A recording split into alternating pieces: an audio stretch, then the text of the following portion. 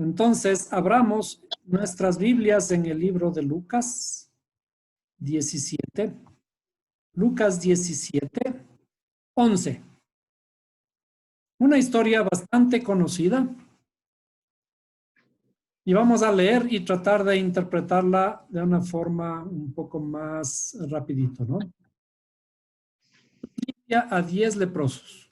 Es interesante, ¿por qué son 10? ¿Alguien se tomó la molestia de contar que eran 10? ¿Sí? Aparecen justamente 10 leprosos. Y aconteció que mientras iba camino a Jerusalén, pasaba entre Samaria y Galilea. Y al entrar en cierta aldea, le salieron al encuentro 10 hombres leprosos, que se pararon a distancia. Y alzaron la voz diciendo: Jesús, Maestro, ten misericordia de nosotros. Cuando él los vio, dijo: Id y mostraos a los sacerdotes. Y sucedió que mientras iban, quedaron limpios. Entonces uno de ellos, al ver que había sido sanado, se volvió glorificando a Dios en alta voz. Y cayó sobre su rostro a los pies de Jesús, dándole gracias, y este era samaritano. Respondiendo Jesús dijo: ¿no fueron 10 los que quedaron limpios? ¿Y los otros 9? ¿En dónde están? No hubo ninguno que regresara a dar gloria a Dios, excepto este extranjero. Y le dijo: levántate y vete, tu fe te ha sanado.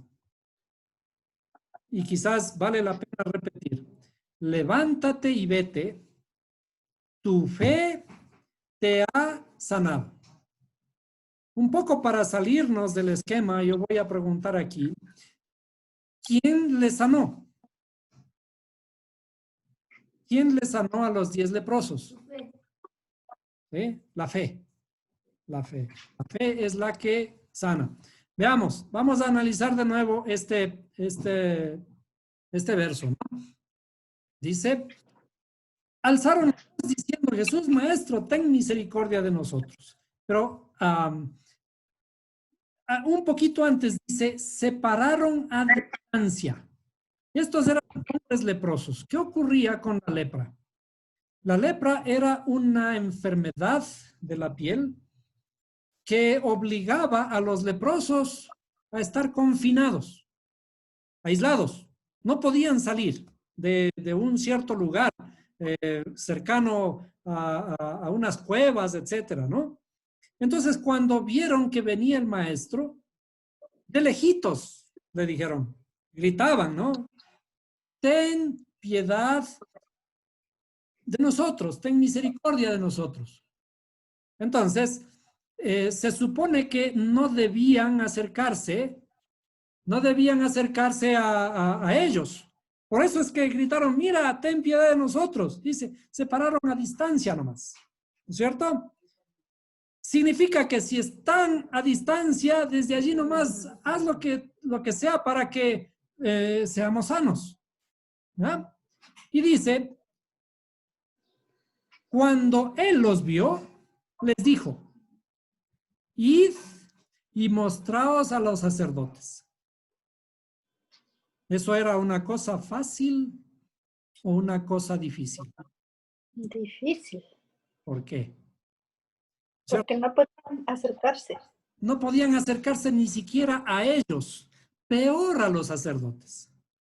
Los sacerdotes se supone que no deberían topar a nada impuro, ¿cierto? Y si los leprosos se quedaron lejos gritando de lejitos nomás: oye, mira nuestra lepra, sánanos, ¿no es cierto? Él les dice: bueno, está bien, vayan y muéstrense a los sacerdotes.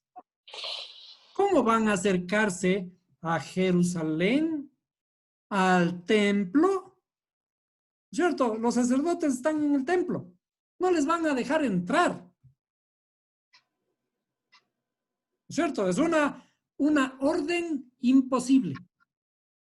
Realmente, si no podían acercarse ni siquiera a ellos que estaban pasando por el camino, peor les van a dejar entrar a Jerusalén y peor al templo.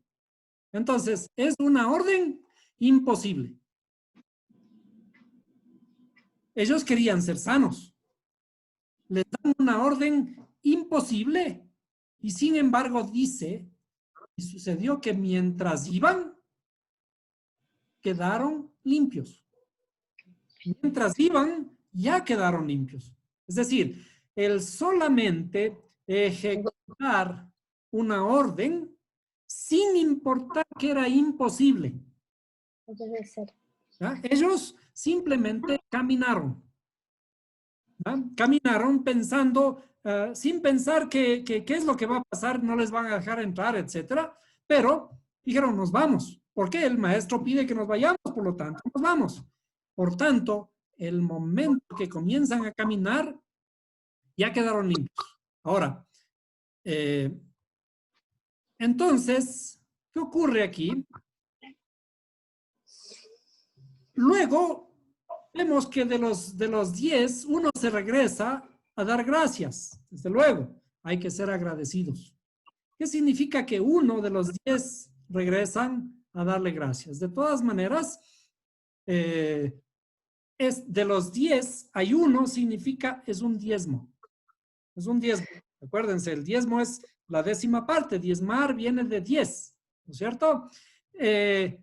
Al menos nuestro agradecimiento, por lo menos, tiene que ser la 10ª parte de lo que tengo. La 10ª parte de mi alegría, la 10ª parte de mi tiempo, la 10ª parte de lo que conozco.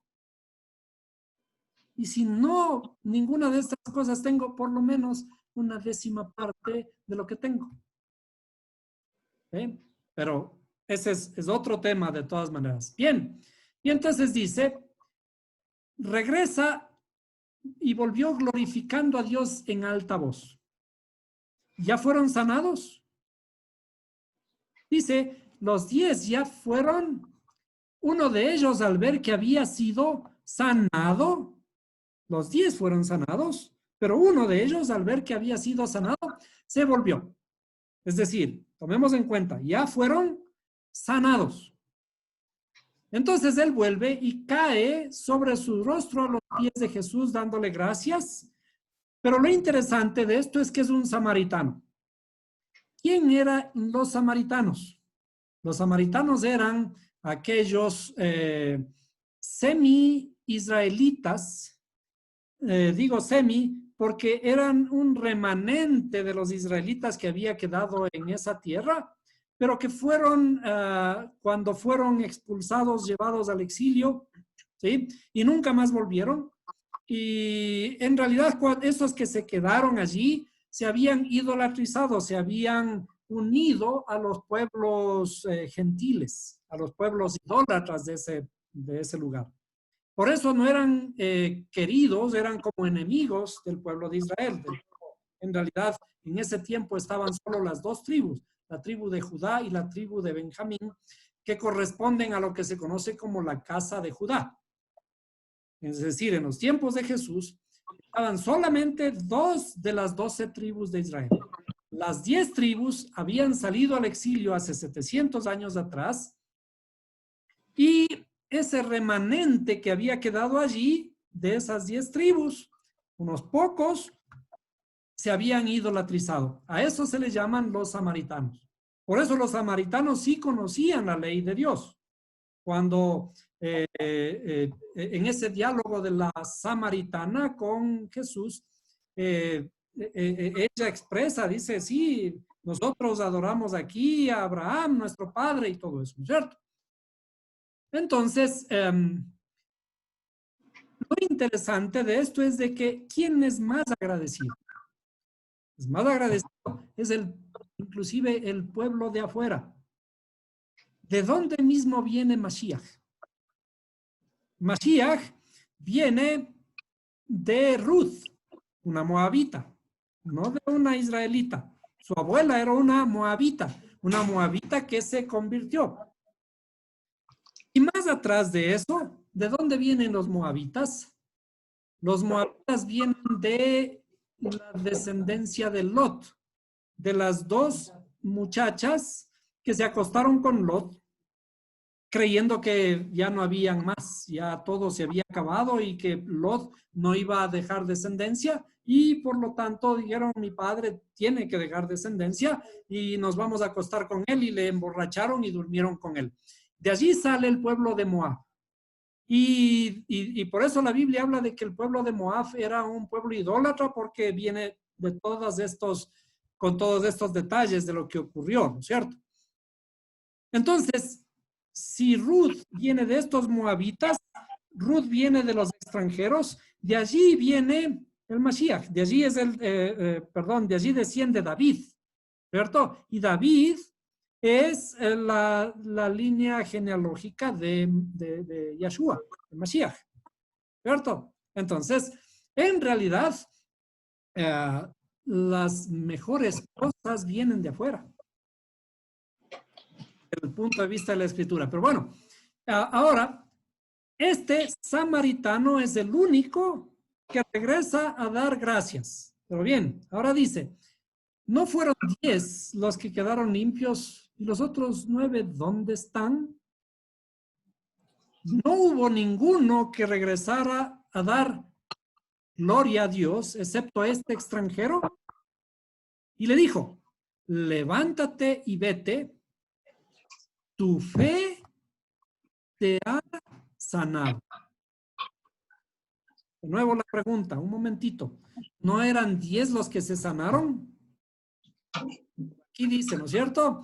Y sucedió que mientras iban quedaron limpios. Entonces uno de ellos, al ver que había sido sanado, se volvió glorificando a Dios en voz alta, y ahora el Mesías le dice, tu fe te ha sanado. ¿Qué pasó con los otros 9? ¿Fueron sanos? Sí. Es una buena pregunta. Son limpios, pero en realidad aquí el que realmente fue sanado, y el interesante sería analizar esto en el contexto hebreo, si es que algún momento encontramos las palabras hebreas, para saber si hay alguna diferencia entre esta sanidad y la limpieza de arriba. Los 10 fueron limpios y también menciona que fueron sanados. Al darse cuenta que fue sanado, dice, regresó. Pero lo interesante de esto es de que a este le dice, tu fe te ha sanado. Tu fe te ha sanado. Ahora, ¿quién le sanó? La fe. ¿Ah? La fe. La fe. La fe de él es la que obró, como en muchos de los milagros de Yeshua. Él dice, tu fe te ha sanado. O como dijo la muchacha muerta, talita kumi, mi talit te levante. ¿Cierto? En realidad, tenemos que entender aquí que nosotros a veces pensamos que cuando tenemos ciertos problemas o cuando tenemos enfermedades, esperamos que la sanidad venga de afuera. ¿De dónde debe venir la sanidad? La sanidad debe venir de adentro, porque es la fe, o lo que nosotros conocemos como la emuná. Y en emuná o la fe significa la confianza. ¿La confianza de qué? Del conocimiento. Aquí adentro debe estar, dentro nuestro, esa fe que es la que debe motivar todo. El Creador nos manda una orden. Él nos pide, váyanse a mostrar a los sacerdotes. Un momentito. ¿Cómo podemos mostrarnos a los sacerdotes si ni siquiera podemos salir de aquí? Era una orden que los leprosos estén confinados. Cuidado, era prohibido salir de donde estaban y acercarse a la ciudad. Sin embargo, ellos dijeron, no importa, el maestro dice que nos vayamos a mostrar a los sacerdotes y nos vamos. Entonces ejecutan una orden imposible. Y en realidad, la fe radica en hacer lo imposible. ¿Qué es lo imposible? Lo imposible es conocer a Dios. ¿Por qué? Porque Dios es infinito. ¿Puede algo finito conocer a Dios? Es una tarea imposible, pero sin embargo la hacemos. Estamos en el camino hacia el conocimiento de Dios. No lo podemos conocer porque Él es muy grande, es infinito. Y nosotros pequeños. Pero sin embargo, entramos en el camino. Entonces, ese es el secreto de la sanidad. El secreto de la sanidad es esa confianza de poder llegar a la meta y poder, por medio de esa ejecución de una orden imposible, llegar al conocimiento. Por eso dice, el que se humilla será ensalzado, ¿cierto? Y eso es lo que le ocurre a este mismo leproso, que dice, y cayó sobre su rostro a los pies de Jesús. ¿Qué significa que se cayó? Se humilló. Solo el que se humilla puede ser ensalzado. Esa es la paradoja en las escrituras. La escritura está llena de paradojas. El que se humilla será ensalzado. Y entonces él, al humillarse y al agradecer, obtiene esa sanidad por la fe. Tu fe te ha sanado.